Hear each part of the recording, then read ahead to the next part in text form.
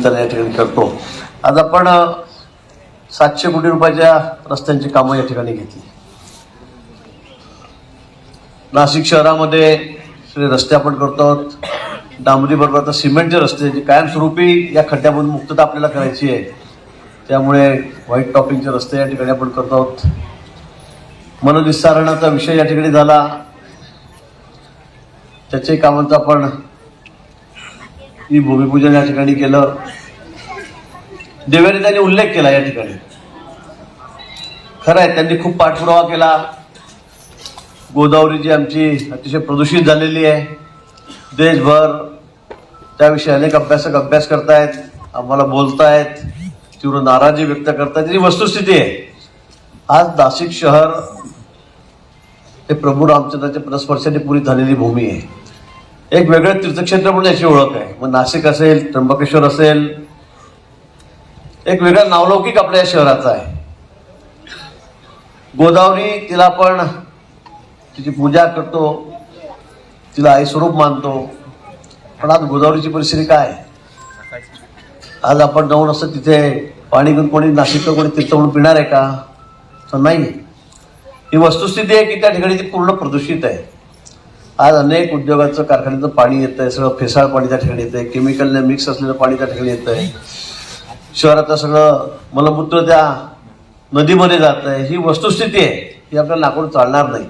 परंतु आपण ठरवलेलं आहे, माननीय मुख्यमंत्री महोदयांनी ठरवलेलं आहे की सगळी आमची गोदावरी ही या ठिकाणी आता कुठल्याही परिस्थितीमध्ये काही हो, किती पैसे लागो, तिला पवित्र करायचं आहे. तिथलं पाणी आता मला शुद्ध करायचं आहे. येणाऱ्या प्रत्येक भाविकाला वाटलं पाहिजे. अनेक देशभरातून भाविक येतात, अस्थि विसर्जनाला येतात, दर्शनाला येतात, रामाच्या मंदिराच्या त्या ठिकाणी काळारामाच्या मंदिरात दर्शनाला येतात, आणि ते सगळे त्या नदीमध्ये आंघोळ करण्याची एक प्रथा आहे, परंपरा आहे, तिथलं एक वेगळं महात्म्य आहे. पण तिथलं पाणी जर आपण बघितलं तर हे 12 महिने कसं असतं याची आपल्याला कल्पना आहे. आणि म्हणून हे पाणी शुद्ध झालं पाहिजे. खर्च किती लागला तरी चालेल. लोकप्रतिनिधीने या ठिकाणी आग्रह धरला, ज्यावेळेस तर खूपच आग्रह धरला, आणि आपण शेवटी आता तो प्रश्न मार्गी लावतो. तर आपण जवळपास 1500 कोटी रुपयाचं STP प्लॅन त्या ठिकाणी सुरू केलेला आहे. आता परत हा 500-700 कोटी रुपयाचा प्रकल्प आपण त्या ठिकाणी सुरू केलेला आहे. येणारं सगळं मलमूत्र आहे, सगळं पाणी आहे, सगळं आमचं नाशिककरांचं एवढं मोठं शहर आमचं, आणि त्याचं सगळं मलमूत्र पाणी हे आता शुद्ध केलं जाणार आहे. ते शुद्ध करून पुन्हा नदीत सोडलं जाईल, अशुद्ध पाणी वेगळं केलं जाईल. अशा पद्धतीने आता आपण ही योजना आखलेली आहे. आणि म्हणून आता निश्चिंत राहा, या बाबतीमध्ये त्या वर्षभरामध्ये 1.5 वर्षामध्ये या सगळ्या योजना कार्यान्वित होणार आहे. परवा आपण त्या ठिकाणी एका STP प्लॅनचं मला वाटतं सुरुवात केली आपण. त्या ठिकाणी काही झाडं त्या ठिकाणी होती. गेल्या 4 महिन्यापूर्वी 3 महिन्यापूर्वी आपण त्याची परवानगी घेतली. ते 200 झाडं काढण्याची परवानगी आपण त्या ठिकाणी घेतली, कारण ती काढल्याशिवाय त्याची जागा उपलब्ध नव्हती. पुन्हा आमच्या वृक्षप्रेमी मित्रांनी त्या संदर्भामध्ये ऑब्जेक्शन घेतलं. कशी तोडली, काय तोडली, का तोडली. पण मला एक सांगा, एकीकडे आपण म्हणतो गोदावरी सुद्धा पवित्र झाली पाहिजे, तिथलं प्रदूषण संपलं पाहिजे, ते नष्ट झालं पाहिजे समूळ, आणि असं करत असताना जर आम्ही त्या ठिकाणी प्लॅन लावू, त्याला जागा लागणार आहे. आता नाशिक तर तसं हिरवं शहर आहे, सगळीकडे झाडच झाडं आहेत, काही अंशी आम्हाला ते करावं लागणार. तर त्याशिवाय होणारच नाही. मग आपण ठरवा की गोदावरी तशी प्रदूषित ठेवायची का, गावातलं सगळं मलमूत्र त्या नदीमध्ये येऊ द्यायचं का? हाही प्रश्न आहे. निश्चित झाडं वाचली पाहिजे याबद्दल दुमतच नाही. ती पुन्हा मी दुसरीकडे देऊन लावतो, ती सुद्धा मरून येणार नाही. ठीक आहे, 1000 झाडं काढली तर त्यातली 700 येतील, 300 खराब होतील, पण त्याच्या बदल्यामध्ये मी 15, 20, 25,000 झाडं लावतो. आणि ती 15-20 फुटाची ज्या ठिकाणी उंचची उंच मोठी झाडं लावतो, त्यातून एकही झाड मरू देणार नाही. ज्या ठिकाणी मेलर दिसेल की खराब होईल त्या ठिकाणी आम्ही लगेच रिप्लेस करू.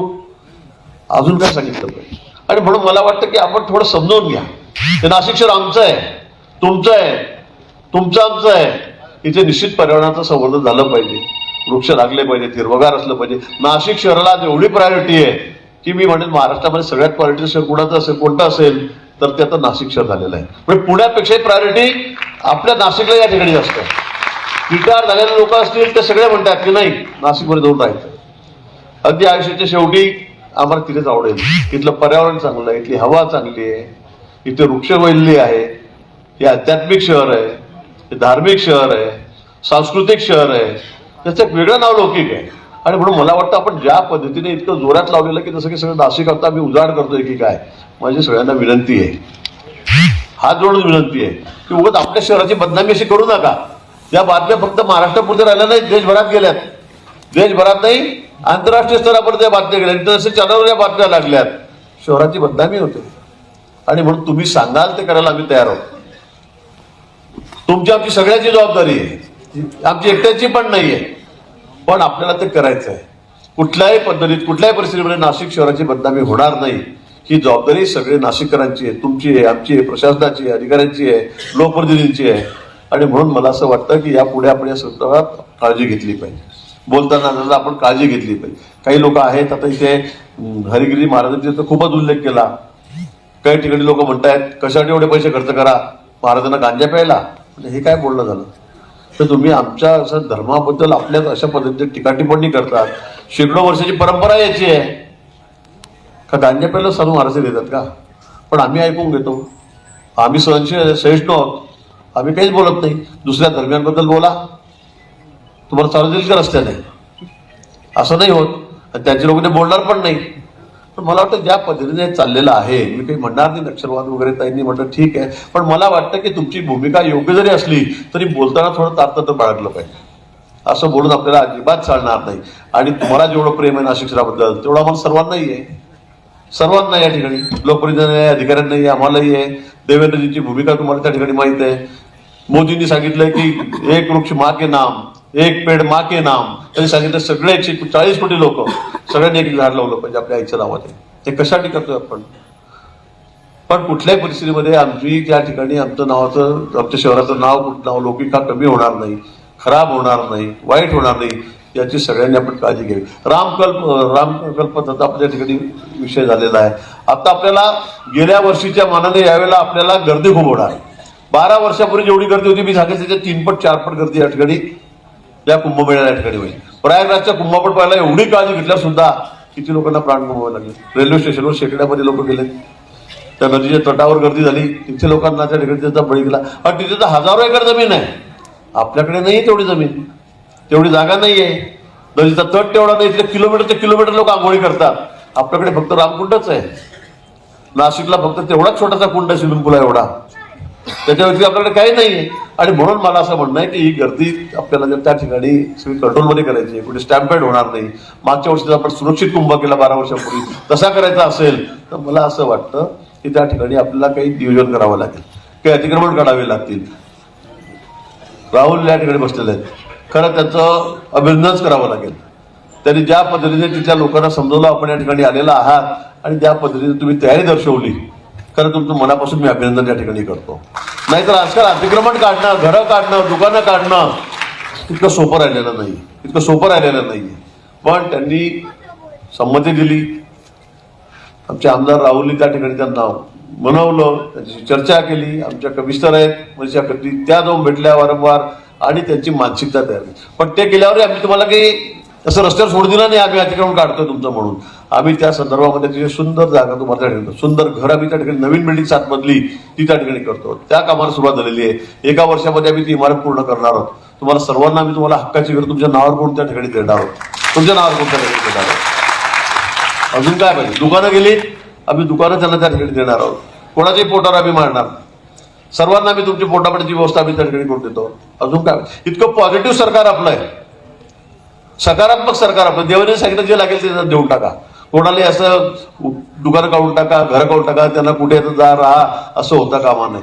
आणि म्हणून तुमच्या पाठीशी आम्ही खंबीरपणे सरकार या ठिकाणी उभं. ज्यांची अतिक्रमण जात आहेत, आता की त्या ठिकाणी रामकुंडाच्या बाहेर काही घरं जात आहेत, काही हॉटेल जात आहेत, त्यांना आम्ही त्याचा मोबदला देणार आहोत, सर्व मोबदला देणार आहोत. आता साधुग्रामची जागा घेण्याच्या संदर्भामध्ये आम्ही अतिशय चांगला मार्ग काढलेला आहे.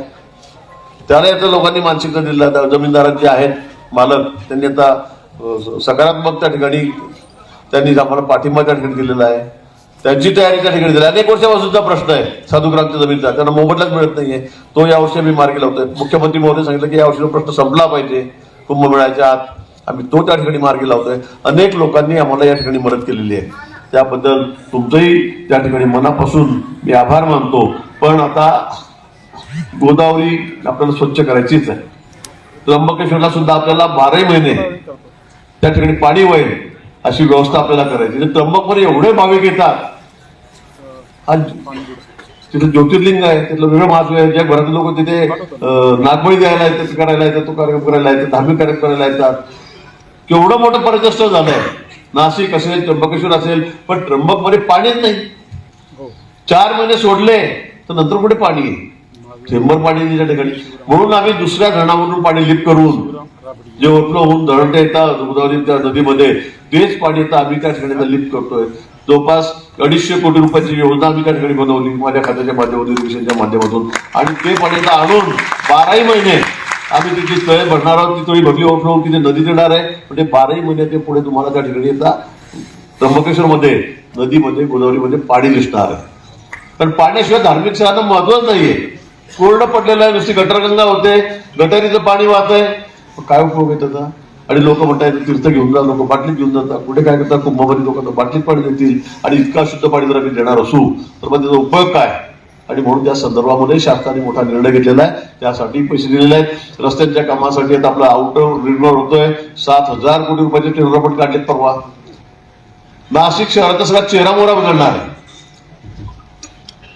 नाशिक शहराचा संपूर्ण बदल म्हणजे अर्थव्यवस्थेमध्ये बदल त्यामुळे त्या ठिकाणी होणार आहे. उद्योगासाठी मोठा एक मी सांगेल की चांगली संधी या रिंग रोडच्या माध्यमातून आपल्याला मिळालेली आहे. त्या आउटस्कर्ट रिंग रोडच्या माध्यमातून हा नाशिक शहर तुम्ही बघता 2-3 वर्षामध्ये किती बदल या ठिकाणी होणार आहे. आज इंडस्ट्रीला आपण या ठिकाणी रस्ता केलेला आहे. इगतपुरीपासून तर आपल्याला समृद्धी महामार्ग त्या ठिकाणी आहे. आता म्हणजे किती रस्ते मी तुम्हाला सांग. त्र्यंबकडे येणारे सगळे रस्ते आपण 4 पदरी 6 पदरी करतो, 2 पदरीचे ते वाढवतो. नाशिककडे येणारे सगळे रस्ते आपण तिथे दुसरीकडे घेतलेला आहे. द्वारकेचा बोगदा ट्रॅफिक जाम होते, तिथे आपण पैसे टाकले जातात. एका वर्षापर्यंत तो आपण सगळं चौकाचा वेगळ्या पद्धतीने डिझाईन करून तिथलं ट्रॅफिक त्या ठिकाणी आपण कसं सुरळीत होईल ते करतोय. इंदिरानगरचा बोगद्याचा उल्लेख या ठिकाणी केला, तिथे ट्रॅफिक जाम होणार नाही याची काळजी आम्ही त्या ठिकाणी घेतोय. आणि म्हणून नाशिक शहरासाठी जे जे करता येण्यासारखं आहे ते सगळं करण्याची मानसिकता तयारी या सरकारची आहे, या शासनाची आहे. आणि मी पुन्हा सांगेल की या शहराचं एक वेगळं महत्व या ठिकाणी आहे. आणि मी तुम्हाला खरंच सांगतो, या कुंभमेळ्याच्या निमित्ताने हजारो कोटी निधी आपल्याला या ठिकाणी मिळणार आहे. नवीन फ्लायओव्हर सगळं ठीक, नवीन फ्लायओव्हरचं काही सर्वेक्षण तुम्ही त्या ठिकाणी करायला सांगितलेलं आहे. कारण त्याच्यामुळे सध्या आपली थोडीशी तांत्रिक चूक झाली असल्यामुळे आपण तो फ्लायओव्हर सुद्धा गडकरी साहेबांना पण विनंती केली आहे. प्रातिनिधिक पत्र वारंवार पाठपुरावा करतायत, त्यामुळे आपण तेही त्या ठिकाणी करणार आहोत. पण या ठिकाणी नाशिक शहराचं आपल्याला गंगापूर रोडला पॅरलल रोड आपण त्या ठिकाणी करतोय. ABB सर्कल पासून ना कुठल्या परिस्थितीमध्ये ट्रॅफिक जाम होणार नाही याची काळजी आपण आता नाशिक शहरामध्ये घेणार आहोत. 1 वर्ष तुम्हाला त्रास होईल, मी पुन्हा सांगेल 1 वर्ष तुम्हाला त्रास होईल, पण पुढची येणारे अनेक वर्ष आपला मार्ग सगळा नाशिक शहरातला सुकर होणार आहे. आपल्याला प्रवास सगळा आनंद होणार आहे. खड्डे खोदले जातात मी पुन्हा सांगेल, पण त्यासाठी तुम्हाला त्रास 1 वर्षभर सहन करावाच लागेल. थोडा डस्ट होणार आहे, थोडं ट्रॅफिक जाम होणार आहे, पण पुढचे अनेक वर्ष आपल्याला यासाठी मग कुठेही बघायची गरज नाही. खड्डे हा विषय पुन्हा कधी येणार नाही अशी तयारी आम्ही त्या ठिकाणी केलेली आहे. आम्ही बहुतांशी रस्ते सगळे सिमेंटचे करतो की 20-25 वर्षांनी थोडा सुद्धा खड्डा पडणार नाही. पुन्हा मी आपल्याला या ठिकाणी सांगतो. आणि कुंभमेळ्यासाठी जेवढा लागणारा निधी आहे ती देण्याची तयारी सरकारची या ठिकाणी. हे आपलं सरकार आहे. केंद्रामध्ये वरती पंतप्रधान आपले मोदीजी, देवेंद्रजी या ठिकाणी आहेत. आपलं सरकार आहे, शिंदे साहेब पण आहेत, अजितदादा पण सोबत आहेत, आपलं मंत्रिमंडळ आहे. 288 पैकी 240-50 आमदार आपले त्या ठिकाणी बसलेले आहेत. मोठं स्पष्ट बहुमत आपल्याला आहे. त्यामुळे काही काळजी करू नका. कुंभमेळ्यासाठी 1 रुपया सुद्धा आपण कमी पडू देणार नाही. 1 रुपया सुद्धा कमी पडू देणार. लागेल तेवढा निधी आपण तुम्हाला त्या ठिकाणी या नाशिक शहराच्या विकासासाठी देऊ. आणि या कुंभमेळ्याच्या निमित्ताने या माध्यमातून आपल्याला या नाशिक शहराचा कायापालट करायचा आहे. ठीक आहे, कायापालट आपल्याला शहराचा करायचा आहे. आणि त्यासाठी आपलं सगळ्यांचं सहकार्य आवश्यक आहे. आपल्या सहकार्याशिवाय कुंभमेळा होणार नाही. नुसते पोलीस आले, प्रशासन आलं, महापालिका आली, मंत्री बसले, भाषण केले, बोलले, त्यावर कुंभमेळा होणार नाही. साधू संतांचं सहकार्य आपल्याला आहे, सगळ्यांचे आशीर्वाद आपल्याला आहेत. पण हा कार्यक्रम माझा आहे, माझ्या घरी कार्यक्रम आहे. आपल्या घरी लग्न असताना आपण जशी तयारी करतो तशी तयारी आपल्याला या कुंभमेळ्याची या ठिकाणी करायची आहे. आपण होस्ट आहोत. येणाऱ्या सगळ्या गेस्ट आहेत, पाहुणे आहेत, त्यांचं स्वागत आपल्याला या ठिकाणी करायचं आहे. आणि या कुंभमेळ्याचं नाव देशभरामध्ये, जगभरामध्ये आता नावलौकिक कसा मोठा होईल, म्हणजे स्वच्छ कुंभ, सुरक्षित कुंभ, सुंदर कुंभ हा कसा होईल, हरित कुंभ हा कसा होईल, यासाठी सगळ्यांनी आपापला थोडा वेळ या आमच्या कामासाठी, आपल्या कामासाठी, कुंभमेळ्यासाठी द्यावा, नाशिक शहरासाठी या ठिकाणी द्यावा अशी विनंती आपल्याला या प्रसंगी करतो. आणि पुन्हा आजच्या या ज्या आपण कार्यक्रम घेतलेले आहेत ते लवकरात लवकर, म्हणजे 15,000 झाडं लवकरात लवकर आपण रस्त्यांची कामं, एस्टिमेटची कामं लवकरात लवकर आपण या ठिकाणी पूर्ण करू. अधिकाऱ्यांनी मी तशा सूचना या ठिकाणी निश्चित आम्ही या ठिकाणी दिलेल्या आहेत.